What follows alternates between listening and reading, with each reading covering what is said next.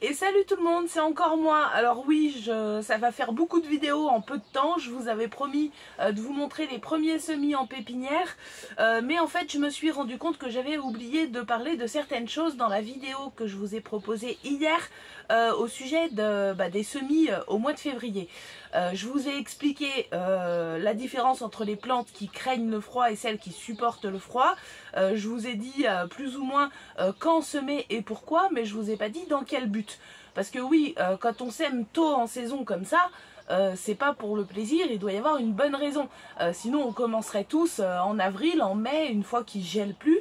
Mais il y a quand même un intérêt à semer plus tôt. Alors pour les cultures d'été, donc les cultures qui ne supportent pas bien le froid et qui devront attendre le mois de mai pour être plantées au potager, le fait de les semer plus tôt au chaud à la maison ou dans un abri chauffé, etc., ça va permettre évidemment d'avoir des récoltes un peu plus précoces, puisque si on attendait le mois de mai pour les semer, eh bien on récolterait très tard dans la saison. Ça, évidemment, tout le monde le sait, c'est le principe des semis précoces. Je pense que là-dessus, je vous apprends rien. Mais par contre, pour les cultures résistantes au froid dont on a parlé, donc je ne vais pas y revenir, laitue, radis, etc., épinards, petits pois, tout ça, eh ben on pourrait être tenté d'attendre le mois de mars pour semer ces cultures en se disant ça sera plus sympa d'être dehors quand il fait beau et tout, là il fait encore froid, j'ai pas envie de sortir, enfin bref, on peut se trouver tout un tas de raisons pour commencer un petit peu plus tard. Et effectivement, si on les semait un petit peu plus tard, eh bien les jours seraient plus longs, il ferait plus chaud et probablement que ces cultures pousseraient un petit peu plus vite.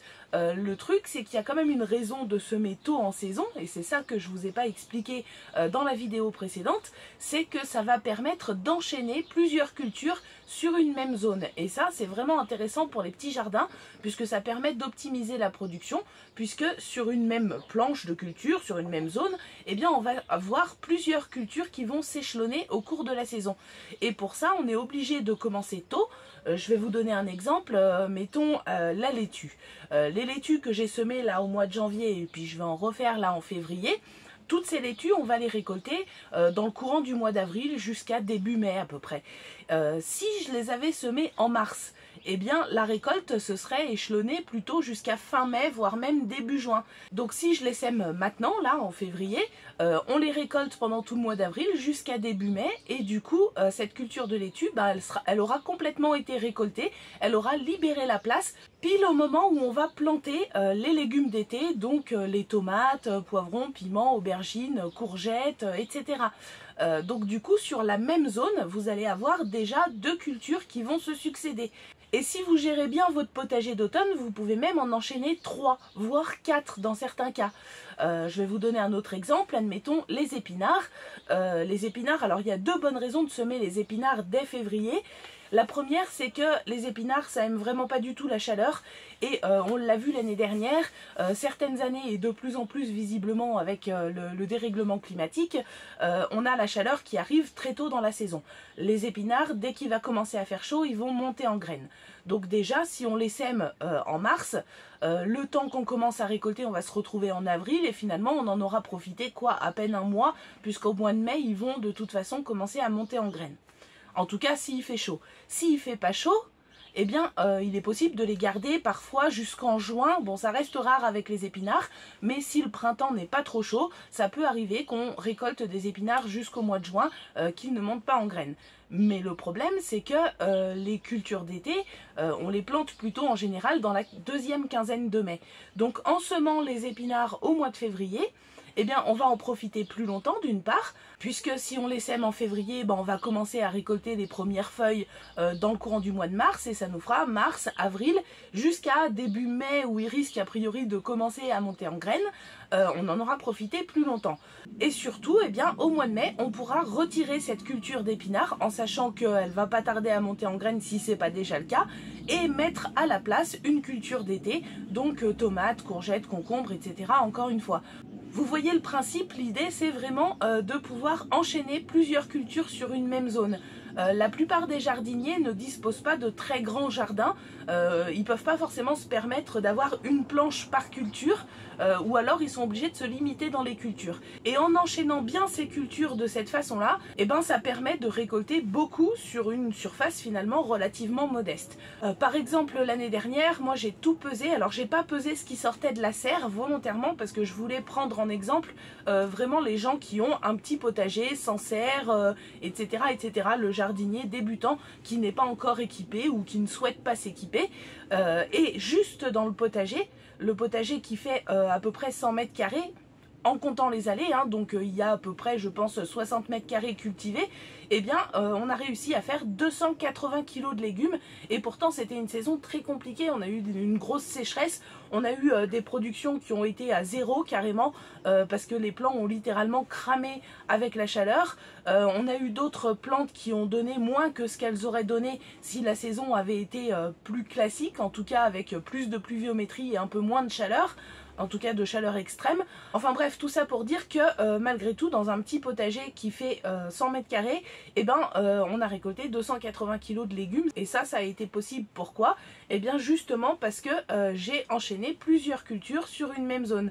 Alors pour vous donner d'autres exemples, j'avais semé les petits pois et les pois mange-tout au pied d'un grillage en février.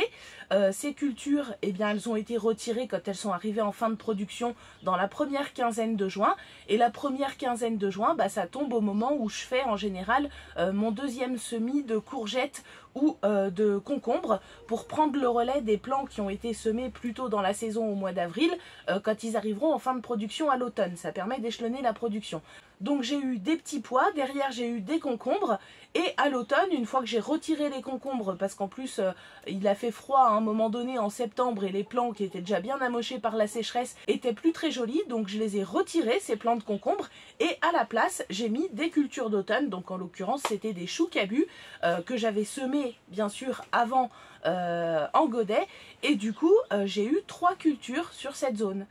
Alors là-dessus, j'invente rien, hein. C'est Jaco de la chaîne Les Bons Conseils d'un Jardinier qui en parle très souvent dans ses vidéos, de comment enchaîner les cultures, comment aussi faire en sorte que certaines cultures arrivent en même temps. Par exemple, lui, il fait en sorte d'avoir ses petits pois en même temps que ses premières carottes primeurs, de façon à pouvoir faire petits pois carottes. Il fait en sorte d'avoir ses petits oignons blancs grelots qui arrivent en même temps que ses cornichons, pour pouvoir, parce que c'est des choses qu'on a l'habitude de mettre ensemble.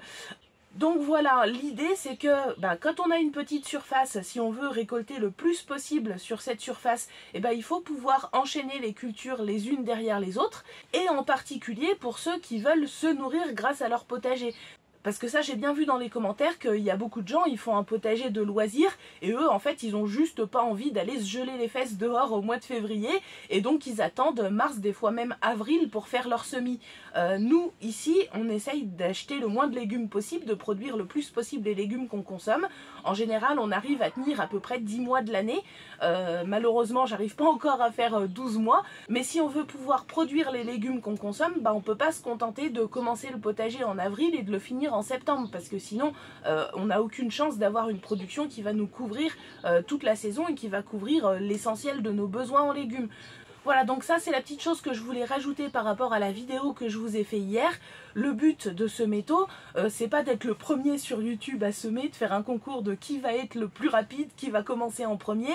Le but, c'est pas non plus de céder à l'impatience parce que on a envie de mettre les mains dans la terre, on a envie de recommencer.